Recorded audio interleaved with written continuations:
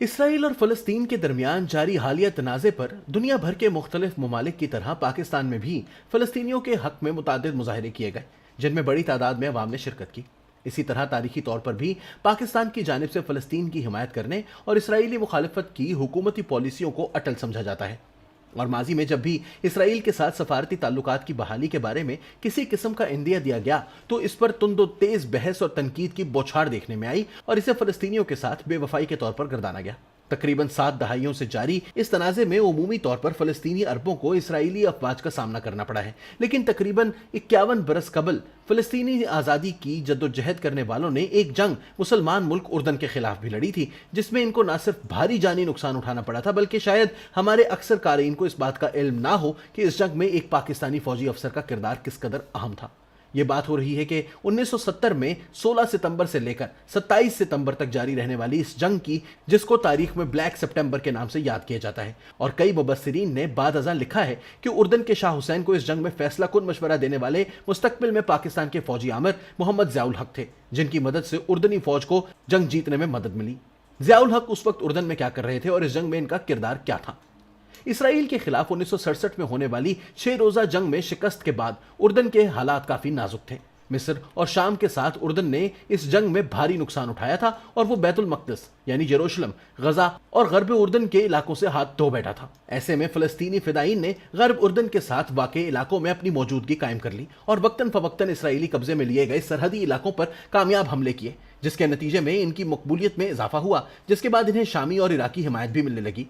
इस सूरत हाल को देखते हुए उर्दन के सरबरा शाह हुसैन ने अपने पाकिस्तानी दोस्त ब्रिगेडियर ज़ियाउल हक से मदद मांगी, जो उस वक्त अमान में पाकिस्तानी सफारत खाने में डिफेंस अताशी का फर्ज निभा रहे थे। मुसन्निफ और मुहक्किक तारिक अली अपनी किताब द ड्यूल में लिखते हैं कि ज़ियाउल हक अमरीका से अपनी ट्रेनिंग मुकम्मल करके वापस पाकिस्तान आए तो इन्हें उर्दन भेज दिया गया, जिसने हाल ही में 6 रोजा जंग में खिफ़त उठाई थी। इसी बात की तस्दीक करते हुए अमरीकी CIA के साबिक ओहदेदार ब्रूस रिडल अपनी किताब व्हाट वी वॉन्ट में लिखते हैं कि ज़ियाउल हक उर्दन 3 साल कबल आए थे और इनकी जिम्मेदारी थी कि पाकिस्तानी और उर्दनी फौज के दरमियान अस्करी उमूर पर बाहमी ताल्लुकात बढ़ाएं और उर्दन में होने वाले वाकयात की रिपोर्ट वतन वापस भेजें। लेकिन ब्रिगेडियर ज़ियाउल हक ने अपने दिए गए मैंडेट से बढ़कर भी जिम्मेदारियां निभाई, जिनका तस्करा उर्दन में उस वक्त मौजूद CIA के अफसर जैक ओ'कॉनल ने अपनी किताब किंग्स काउंसिल में लिखा है। जैक ओ'कॉनल, जिन्होंने खुद लाहौर की पंजाब यूनिवर्सिटी में आला तालीम की गर्ज से 2 साल गुजारे थे, लिखते हैं कि 1970 में जब शामी अफवाज उर्दन पर चढ़ाई की गर्ज से टैंक लेकर आ गईं और उर्दन को अमेरिका की जानिब से इमदाद के बारे में कोई जवाब ना मिला तो शाह हुसैन की परेशानियों में इजाफा हुआ। इस गंभीर सूरत हाल को देखते हुए शाह हुसैन ने अपने दोस्त ज़ियाउल हक से दरख्वास्त की कि वो शामी महाज का दौरा करें और इन्हें जमीनी सूरत हाल से आगाह करें। जैक ओ'कॉनल लिखते हैं कि जब ज़ियाउल हक से उर्दनी हुकाम ने हालात के बारे में मालूम किया तो इन्होंने जवाब में कहा कि हालात बहुत खराब हैं। ब्रूस रिडल अपनी किताब के बाब 4 में लिखते हैं कि इस मौके पर ज़ियाउल हक ने शाह हुसैन को मशवरा दिया कि उर्दनी फिजाइया को शामी फौज के खिलाफ इस्तेमाल किया जाए, और यही वो फैसला साबित हुआ जिसके बाइस उर्दन जंग जीतने में कामयाब हुआ। ब्लैक सितंबर में ज़ियाउल हक के किरदार के बारे में सबसे अहम गवाही शाह हुसैन के भाई और उस वक्त के वली अहद शहजादा हसन बिन तलाल ने ब्रूस रिडल से बात करते हुए दी। ब्रूस रिडल लिखते हैं कि शहजादा हसन बिन तलाल ने अप्रैल 2010 में उन्हें बताया कि ज़ियाउल हक शाह हुसैन के दोस्त और हमराज थे और शाही खानदान इस जंग में इनकी मदद का बहुत शुक्रगुजार था, जिसमें इनकी मौजूदगी इतनी ज़रूरी थी कि वो तकरीबन फौज की क़यादत कर रहे थे। ब्रूस रिडल के मुताबिक ज़ियाउल हक का यह फेल पाकिस्तान में हुक्काम को नागवार गुजरा, क्योंकि यह वाज़ेह था कि ज़ियाउल हक ने उर्दनी फौज के साथ लड़कर अपनी सफारती जिम्मेदारियों और अहकामात से तजावुज़ किया।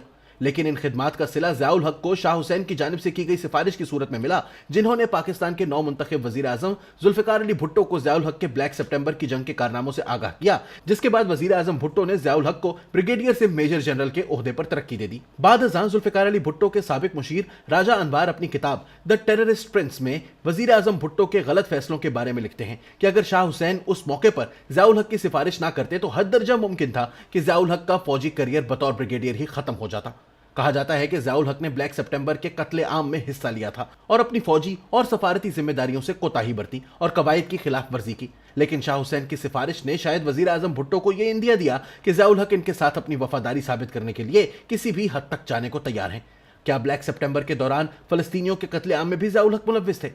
सरकारी तौर पर यह जंग 16 सितंबर से 27 सितंबर तक जारी रही, जिसके बाद छोटे पैमाने पर झड़पें अगले बरस जुलाई तक चलती रहीं। मुख्तलिफ हवालों और ब्रूस रिडल समेत मुताद्दिद तज्जियाकारों का अंदाजा है कि इस जंग में 3 से 4 हजार फलस्तीनी फिदायीन की हलाकत हुई, जबकि 600 के करीब शामी फौजी मारे गए और उर्दन को 537 फौजियों का नुकसान उठाना पड़ा। लेकिन इसके साथ साथ दूसरी तरफ के बयानिए को देखें तो फलस्तीनी रहनुमा यासिर अरफात के हवाले से कहा जाता है कि बहुत बड़ी तादाद में फिदायीन को नुकसान उठाना पड़ा, जो कि 20 से 25 हजार के लगभग थे। तारिक अली अपनी किताब द ड्यूल में नामवर इसराइली जनरल मोशे दयान से मंसूब बयान दोहराते हुए लिखते हैं कि शाह हुसैन ने 11 दिन में जितने फलस्तीनी हलाक किए, इतने तो इसराइल 20 बरसों में भी नहीं हलाक कर सकता। इसी तरह बाएं बाजू की सोच रखने वाले इंडियन सहाफी और तारीखदान विजय प्रसाद सन 2002 में लिखे गए अपने एक मजमून में कहते हैं कि शाह हुसैन ने ज़ियाउल हक की मदद से अपनी बदुओं पर मुश्तमिल फौज फलस्तीनियों का किला कमा करने भेजी और इसके बाद एक ऐसा कत्लेआम हुआ जिसका कोई हिसाब नहीं लगाया जा सकता। लेकिन इसके बिल्कुल बरक्स बयानिया आज से 11 बरस कबल